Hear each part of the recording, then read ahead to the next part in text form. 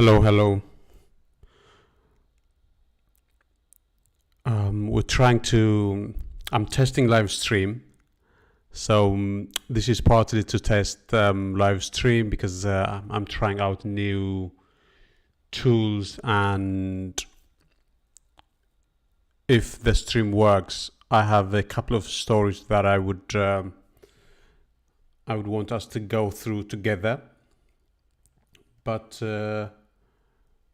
first of all, I have to make sure that it's working. So if someone could text me back on the chat box, that would be wonderful. Just for me to make to be sure that this is working.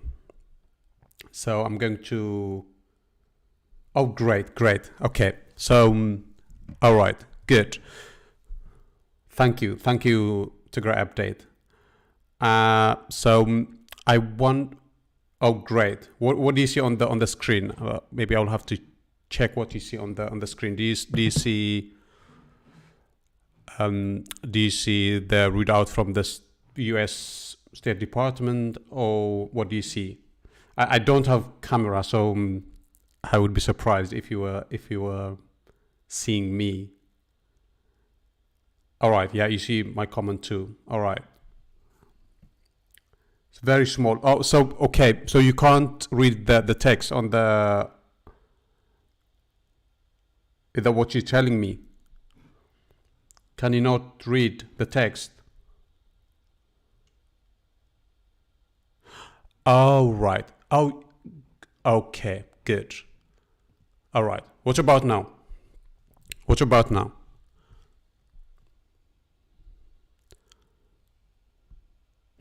All right. So I'm going to need more than one screen to see what is happening. All right. But I presume now you do see the U.S. Department of State website,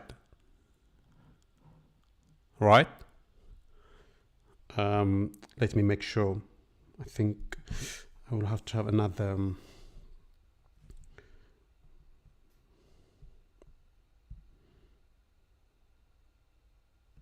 All right. Also, I will have to change. Okay. There's a lot that needs to change. So you're going to bear with me. All right. All right. Great. So I think I will have to change something here. All right. I'm going to have to edit. So.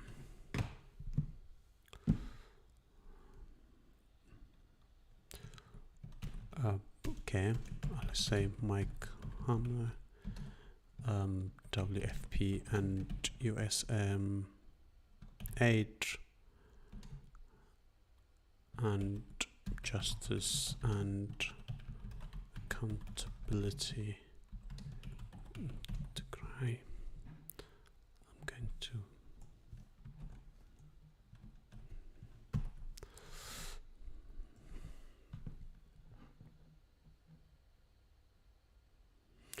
All right.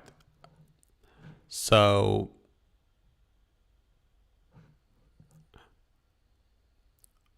has the title of the video changed, or it hasn't been affected yet? Probably. I think that's something that I should have changed before I should get spare phone and live stream your own video. All right. Yep. I'm going to do. I'm a total beginner here, so you're going to have to bear with me. I'm trying out a new software, so I wouldn't be surprised if a lot of aspects of the stream of the live stream are not quite up to scratch. But all right, I could see, so 5 people are viewing. Okay, so that's great. All right, so yes, and also I think I have enabled some features on the channel. So, for instance, if you'd like to become members, if you would like to support on a regular basis, for instance, you could become members now, I presume. And if you want to do super chat or other forms of donations as well, I think you could do that. and I think you could do other things as well if I have set up everything correctly. But if that's not working, then I'm going to revise that aspect of the broadcast as well. But now let me see what's happening. Right. Okay, I'm going to close this. Just one more time.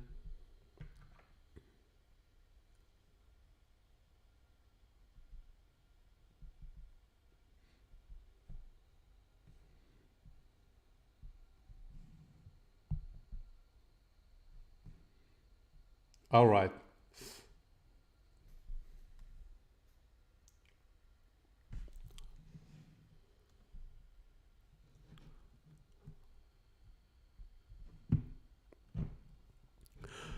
So just one more thing that I would want to check is if you are able to read the text here, or maybe if I should zoom it in. What do you think? Maybe let me know whether or not the text is big enough for you to be able to read.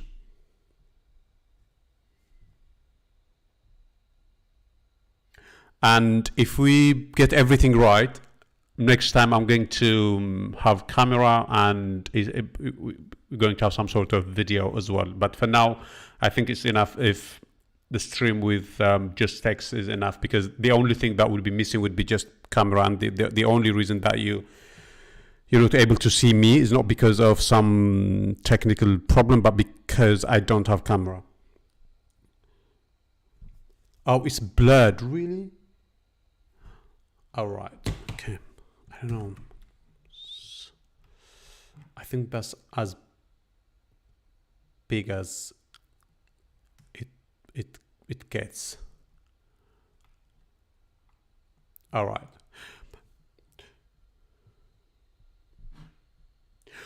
Well, anyway, at least I think you could read the title. And at any rate, this is a story that you will have seen elsewhere. So there's nothing new in the context as far as Tigray is concerned. The only thing that is relevant for us is that Mike Hammer, so that is the US envoy to the Horn of Africa.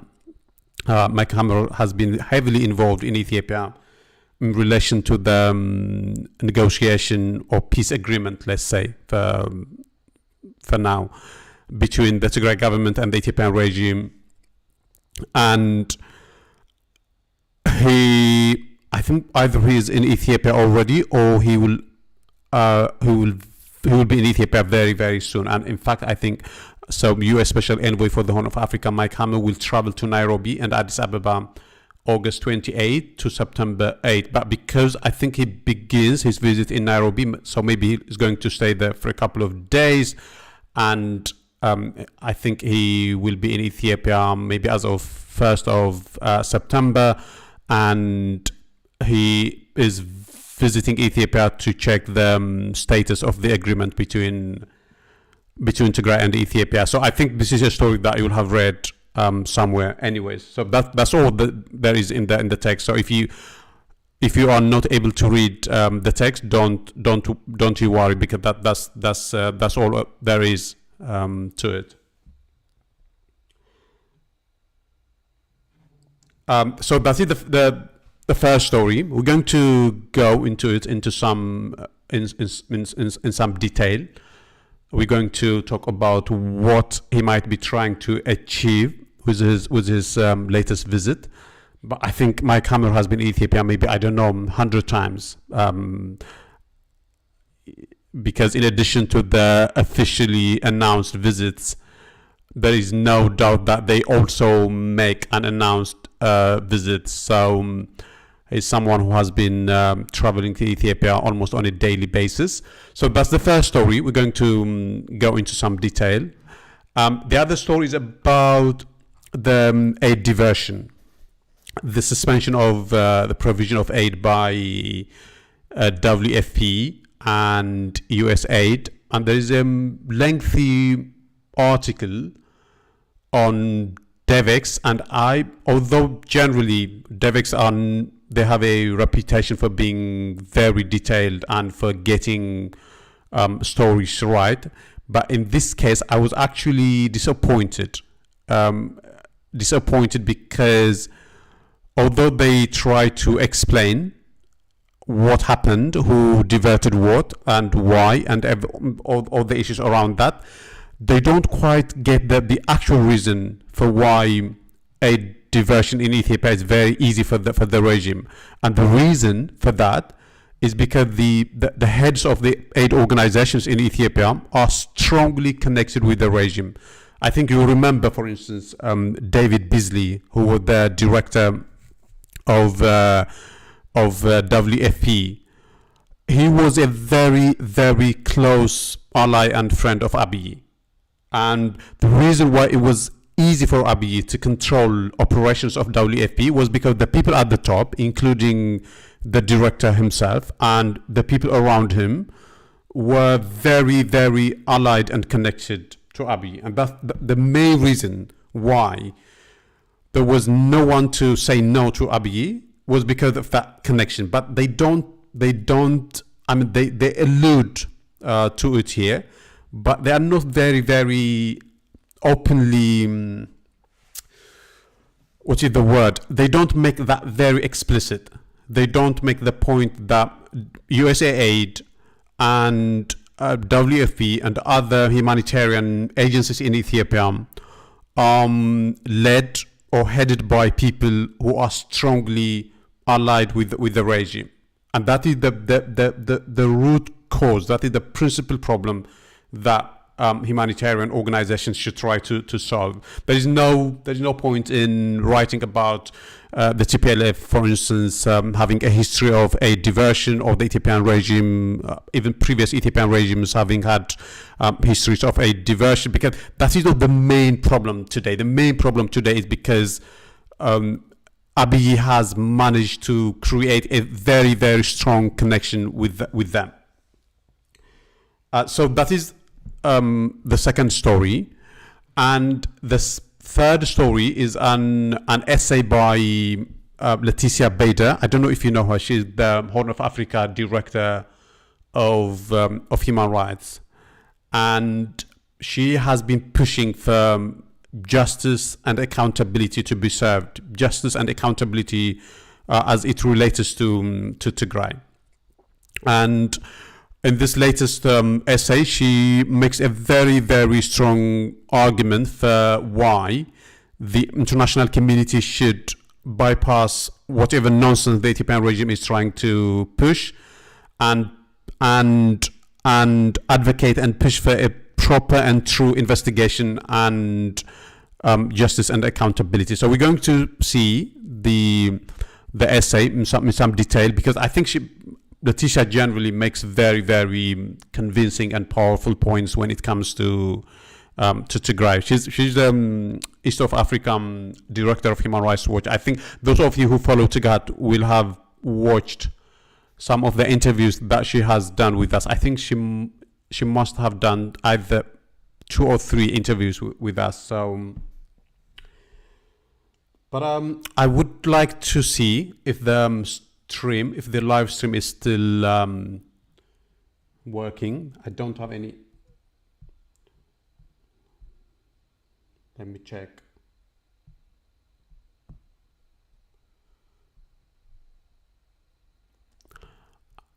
I don't see anything. So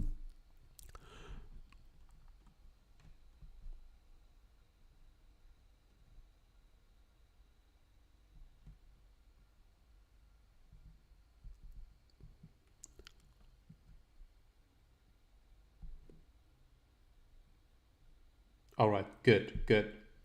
Yeah, it's working fine. So let's revisit some of the aspects of Mike Hammer's visit. So I think according to the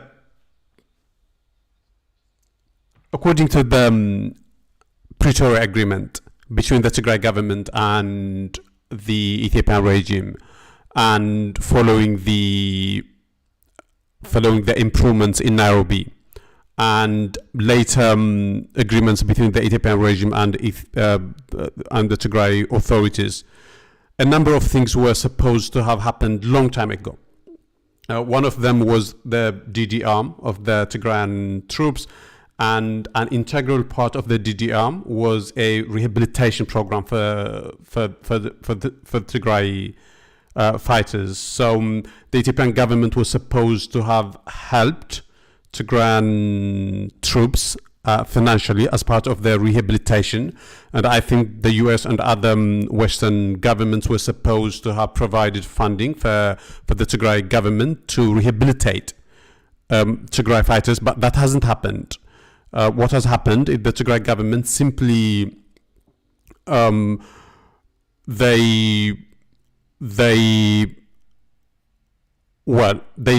let go of a number of troops without any compensation or without any attempt at rehabilitation. And the reason why a lot of veterans, let's say, have been protesting on a continuous basis in Mekelle is because they haven't been provided with any sort of support, or they haven't been rehabilitated. So the Ethiopian regime and its Western allies and the other signatories to the agreement have simply failed on that front, on an attempt to rehabilitate the Tigrayan troops. So whether or not Mike Hammer will discuss about that when he visits Ethiopia, I am not sure, but I would expect the Tigrayan authorities to make that one of the central points, because the Tigray government, as we all know, is incapable of rehabilitating people. It simply doesn't have any money, any budget for that.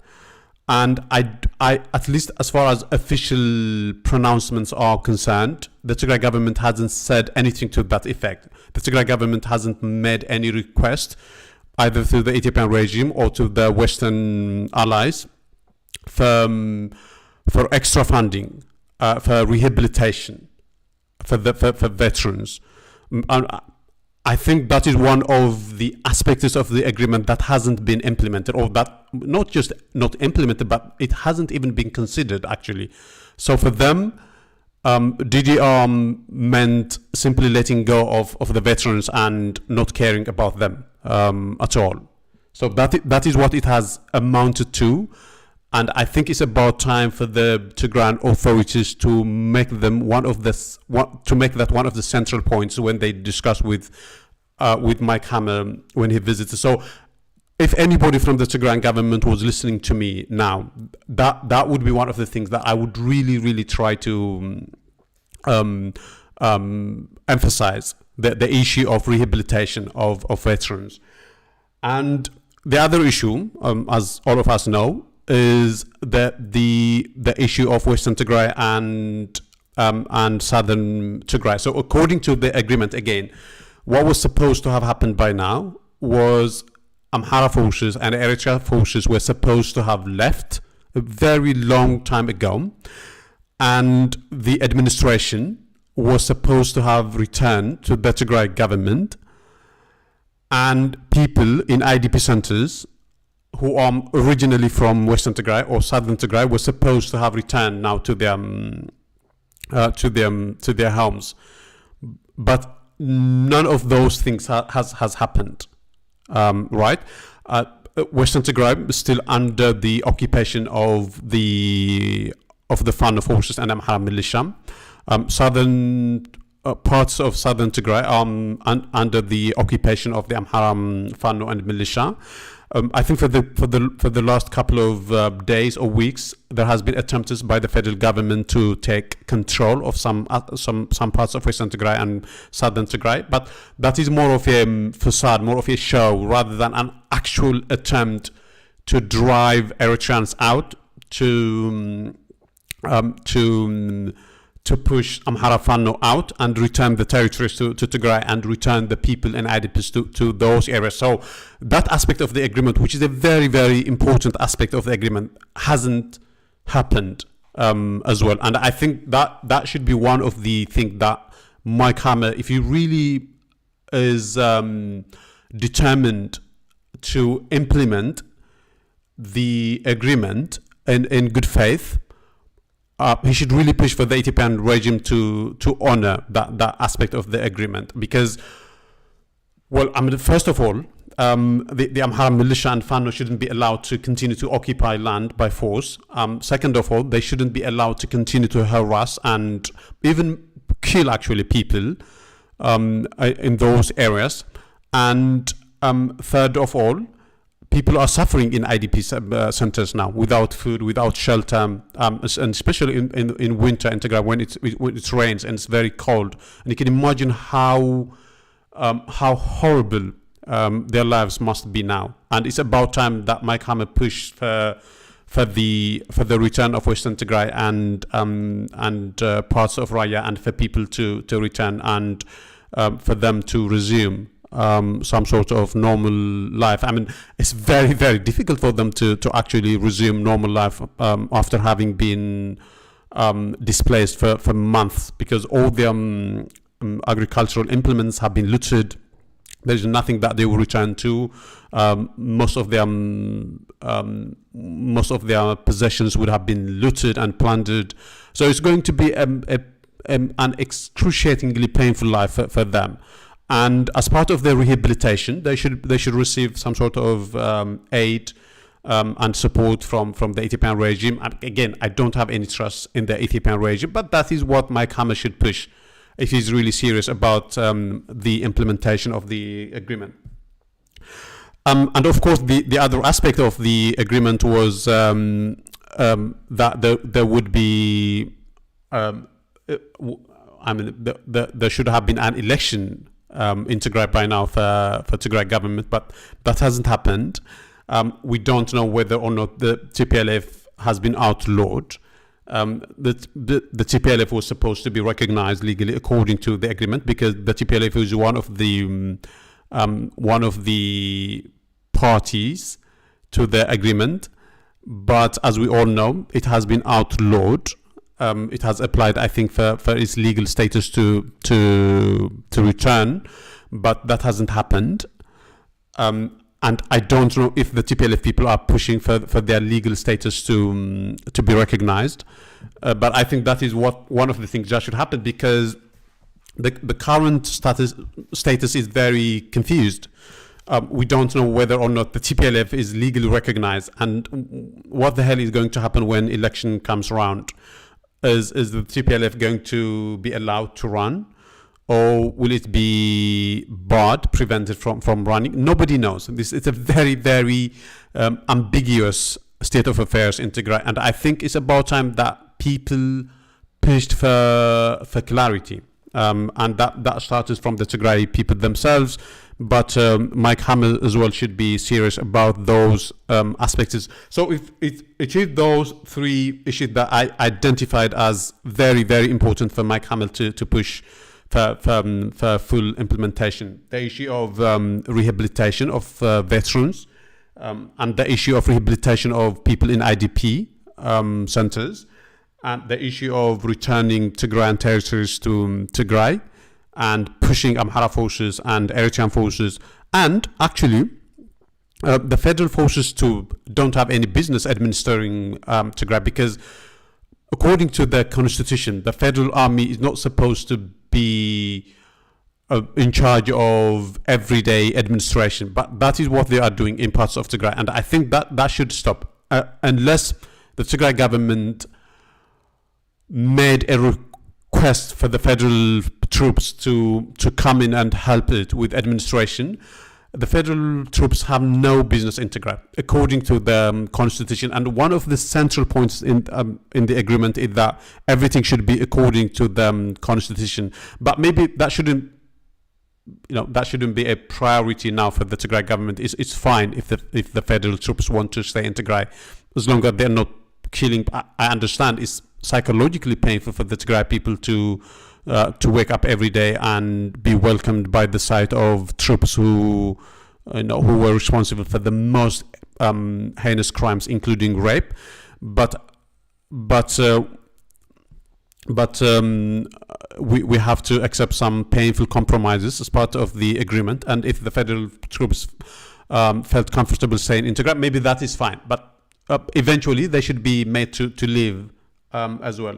And the third point is the issue of the government of Tigray. There should be clarity about the TPLF. There should be clarity about who is in charge. There should be clarity about the legal status of entities in Tigray. So those are the issues that I would like to highlight in terms of Mike Hammer's visit. If you have some issues that you would like me to mention, please some of the aspects of let me check in the chat box what's happening. I have no idea how I should control this issue, but let's see. Okay.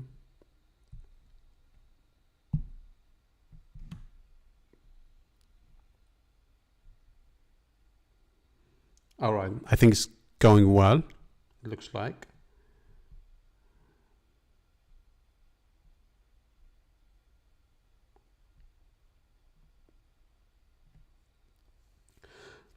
So if you don't have anything to ask me about the visit of Mike Hammer, then I'm going to proceed to the next story about, maybe I'm going to proceed to Letitia Bader's essay about the need for investigation in Tigray.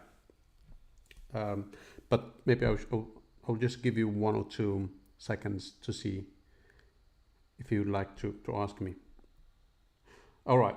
Why do you think is parties and organs in Ethiopia not condemning the invasion of Ethiopia by Eritrea? Well, that's a very good question. I think the main reason is because Ethiopians have been made to believe that the TPLF is an enemy, and that it is an enemy that should be eliminated at any cost, including by collaborating with foreign countries. That is the reason why nobody in Addis Ababa or no political party in Ethiopia is really interested in mentioning that fact. Also, I think there is an aspect of it that makes some people feel embarrassed because they don't want to admit that they have had to invite a foreign country to destroy part of their own country. So I think people generally don't want to concede the presence of Eritrea and Tigray, or the fact that Eritrea has committed some of the most serious crimes, or the fact that Eritrea has entered Tigray and plundered and looted and stolen even kitchen utensils. People don't want to admit that. So if you listen to Ethiopians now talk about the war in Tigray, they don't. It's as though the war was just between Tigray and Ethiopia. They don't mention Eritrea. And I think there is an element of humiliation and embarrassment. That is one aspect. But the other aspect is a very calculated move. They believe that Ethiopia was wise and smart to have invited Eritrea to contain and just destroy Tigray. But what they don't understand is once Eritrea starts to do stuff in Ethiopia, in Tigray, it's going to want to do the same in Amhara. It's going to want to do the same in Oromia and in Ethiopia. And in fact, you will have read some reports about how Eritrean security agents have infiltrated the Ethiopian security services, and how Eritrean agents generally have infiltrated even the Ethiopian financial system as well. So Eritrea is extracting a lot of things from Ethiopia, and it's not just from Tigray. I think many people think that it's just from Tigray that Eritrea has benefited, but Eritrean agents have been installed throughout Ethiopia, and they are doing a lot of things behind the scenes without anybody noticing. But that is something that Ethiopians think is a price worth paying if Eritrea could help them contain Tigray. I think that was part of the deal that everybody seems to be all right with. So I don't know if I have answered your question, Antik. I think that is one aspect. There is a lot of other reasons. I think the Amhara now naively believe that Isaias and Eritrea might come to their rescue. They hope that Eritrea might support Fano now. At least some of them believe that. So they, for one reason or another, they don't want to say anything negative. So that is in terms of the people who aren't in charge of Ethiopia, not people who are not in the Prosperity Party, but people like Abiy Ahmed can't say anything negative about Eritrea. Again, as part of the deal that they had signed with Isaias, and maybe my personal suspicion is. Isaias has some dirt on Abiy, so Abiy is always going to be beholden to Isaias because of that. I think Abiy himself admitted that he used to relay intelligence information to Eritrea when he was at INSA, when he was one of them. What is in the spy agency? I think he was at INSA. Maybe it could be a lie, but he said that he used to work for the CIA. He used to give them information about Ethiopia. He used to work for Eritrea. He used to give him information about the TPLF. And if Isaias had that information about Abiy is always going to be subservient to Isaias. And I think that is something that actually not many people talk about. But there are a lot of reasons why Ethiopians don't generally, Ethiopian political parties don't like pushing for Eritrea to get out of Tigray. But to be fair, there are some people like Ludoto, for instance, and there are maybe a handful of sort of people that you could describe as senior politicians in Ethiopia who have been saying that Eritrea should get the hell out of Tigray. And Tigray update, Mike Hammer says something about negotiated settlement in Amhara. Oh, so yeah, interesting point, Mike Hammer. I think so. I mean, likely one of the things that will happen when he asks Abiy why, for instance, Eritrean and Amhara forces haven't left Tigray, Abiy is going to likely say that that is the reason why they are fighting now, Fano and the federal troops. Abiy is going to say, well, I'm trying to make them leave, and they have refused, and that is the reason why we're fighting, and that is tricky because one of the talking points, according to the readout, is that Mike Hammer is going to push for negotiation between Fano and Abiy, and one of the things that Fano would like to negotiate about is the annexation of Western Tigray. They want to annex Western Tigray. So, on the one hand, there's a need for Fano to leave Western Tigray as part of the Pretoria Agreement. But on the other hand, if Mike Hammer is going to push for negotiation between Abiy and Fano, then how is he going to handle the issue of Western Tigray? So it's very tricky, and I think that puts Abiy in a very comfortable position. He could now say, I'm happy for Amhara forces and Eritrean forces to leave Western Tigray, but they have refused, and that is the reason why we're fighting. So it's very tricky, and the Tigray government should be cognizant of this dynamic of how Abiy will capitalize on the state of affairs and delay the return of Western Tigray to Tigray.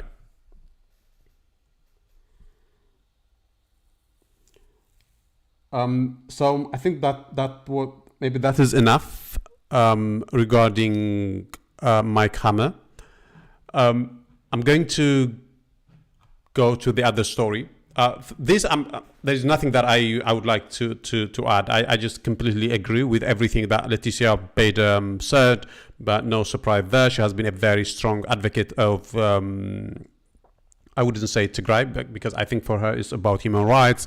and in this powerful essay on the, I think she wrote it for EU Observer, and EU Observer is a top magazine that European diplomats rely on for information about other countries. So this is she has written for a very important publication, and the main point she makes is that the so-called transitional justice that Abiy is trying to sell to the West shouldn't be taken seriously, and that there should be a completely different venue for pursuing justice and accountability. And one of those venues is the UN investigative body, the International Commission of Human Rights Experts on Ethiopia. She said that it should be supported, it should be funded, and its mandate should be extended. And she makes a plea for African countries and for other countries who are flirting with the idea of ending the mandate of the human rights experts on Ethiopia, because the UN Human Rights Commission is going to have a meeting, I think, not a meeting, but what's the word? What do they use? It's their sort of annual meeting, I think, in September. And the Ethiopian government has been lobbying different countries, European countries and African countries, to help the regime in ending the mandate of the UN investigative body. And Leticia Bader, one of the points she's making is that they should refuse and they should actually push for the mandate to be extended, because there's a lot that the team should investigate. And she said that the Ethiopian regime should actually allow the investigative body to go into Tigray and Amhara and Oromia as well, she says, to her credit. And there should be a proper, thorough investigation, and people should be held into account according to the findings of the investigation. So that is essentially the point that she makes in this essay. And maybe all I will add is just try to spread it around, because there's nothing more that we could add, except maybe to say that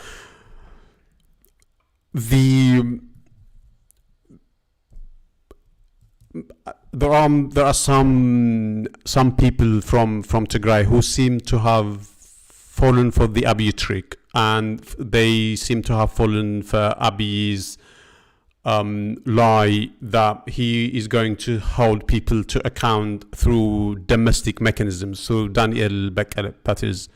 And everybody should know that that is simply a lie, and there is no way that Daniel Bekele and the Gideon Daniel and any Ethiopian institution will be interested in pursuing justice for real.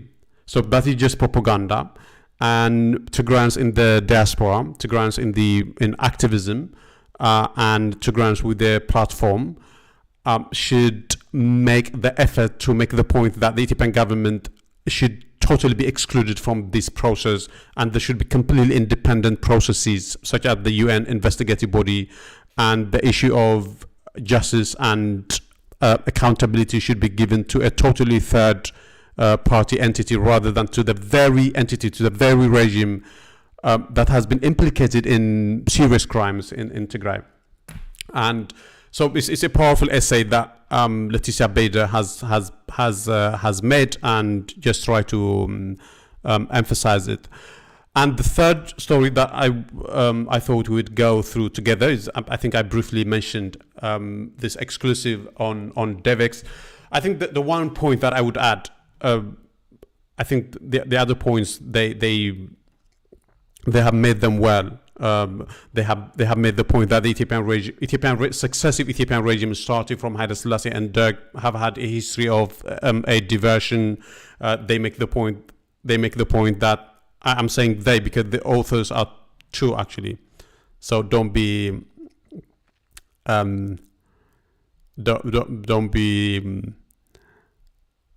sort of don't say why is he saying they, and they say that if now the Ethiopian regime would rather see people die rather than put in place a humanitarian distribution system that was transparent.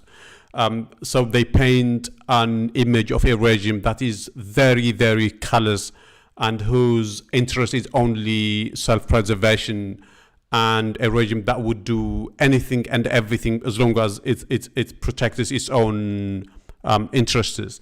And they make the point that the TPLF itself might have been responsible for some aid diversion.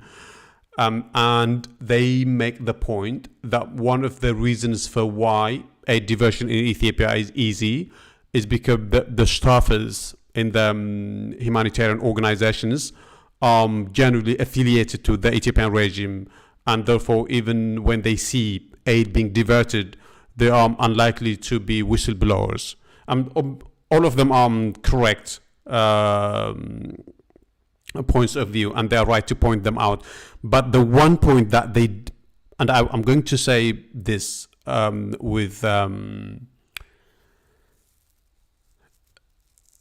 without really having concrete evidence, but I think they failed to make the very, very important point, especially in relation to WFP, which was that the director of WFP, David Beasley, was a strong supporter of Abiy Ahmed, so much so that he even felt comfortable lying for Abiy. When a humanitarian convoy was shot down in Tigray, he didn't say a word, and it was shot down by a drone, and didn't say a word, and he lied about TPLF forces having taken WFP trucks, when in fact the reason why trucks were stuck in Magada was because there wasn't fuel, and generally David Beasley used to pray with Abiy Ahmed, so they are very, what's called his evangelical friend, if there's such a thing. But you get my point. And the reason why Abiy weaponized WFP, and the reason why Abiy weaponized USAID, and the USAID head in Ethiopia was also part of the regime. He was on record saying that the Ethiopian regime was trying its best to deliver aid to Tigray, when in fact, as every one of us knows, Abiy Ahmed had besieged Tigray, but instead of exposing the Ethiopian regime for the siege and for the obstruction of aid, for the expulsion of humanitarian workers, all the humanitarian directors in Ethiopia were happy to cover up for Abiy, and that is the reason why it has been easy for Abiy to obstruct aid and to be engaged in a massive amount of aid diversion.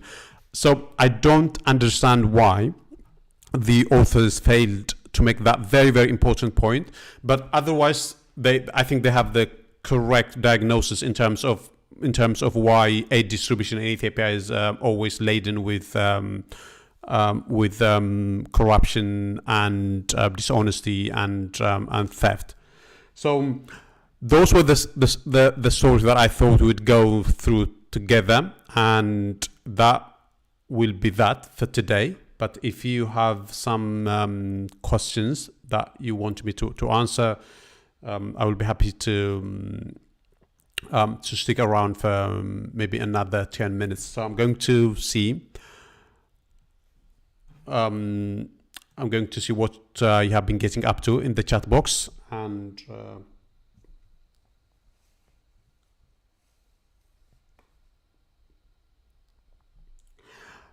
yeah, so I think that I don't see anything new that is going to be that, but like I said in my introduction, there is now all the features that you need if you want to get involved in helping Tigray. You could become members. You could